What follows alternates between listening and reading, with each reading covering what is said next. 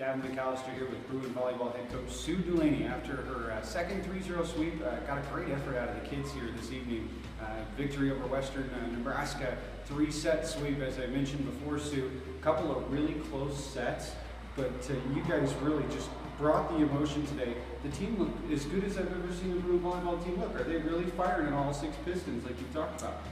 I think it's getting there. Our middles have definitely been the staple.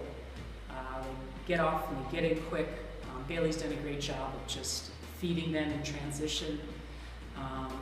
You know, we could use a little bit more on our right side. We didn't run a lot of our crossing plays, but you know what? That stuff's still coming. I think a lot of our free ball stuff we didn't get to work on either. You know, it wasn't a great offensive game. It was definitely a defensive game for us, and our defense came through. So. Well, you're not kidding. There were some pancakes and some bodies flying, diving, chasing down balls that were deflected. These kids really gave a lot of effort, but the emotion was just prevalent in these kids the whole time. Is that something you really like to see as a head coach? Absolutely. I try to be the opposite. I try to be a little bit calmer because I can be right in the middle of that if I want. But you know, I like emotion in a positive way, and I think this team has done that throughout the year. They don't get cocky and they don't get mouthy and disrespectful. It's always inward, and it's for somebody. I mean, if you looked at our bench, they were excited for being, like they were even out there on the floor, being out there. And that's our team chemistry, and that's something that we've been lacking in the past. And you know, we don't have the biggest players, nor do we have the most talented. We just have kids that are going to work hard for each other and push each other. No doubt, and that's a sign of leadership and maturity as well, and I could hear it on the bench from behind there.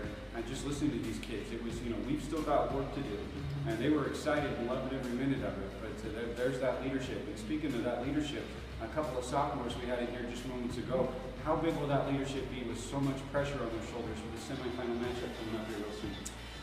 You know, Jill didn't start last year. She didn't even start at the beginning of this year, and that kid has just always been working hard every single day. And you know what? It's her time, and she knows it, and I've told her that, and you know what? She's proving it.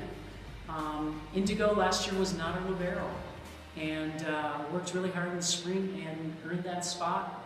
Definitely, everybody knows Indy's got her. They're not going to reach behind and pick up the ball. They know Indy's there. They know Indy's going to play their position if, you know, you're out of position. So, you know, that's a team that trusts each other.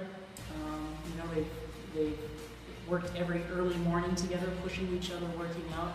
And I think their conditioning is coming through right now. Hence the 3-set sweeps in the region, and now, you know, they've been working their butts off this year. No, you're not getting 9 straight wins for this club. And you're right, there's a lot of trust. There were instances where without even looking, your outsides or your right side, Donna, they'll step back and just know that he's right there.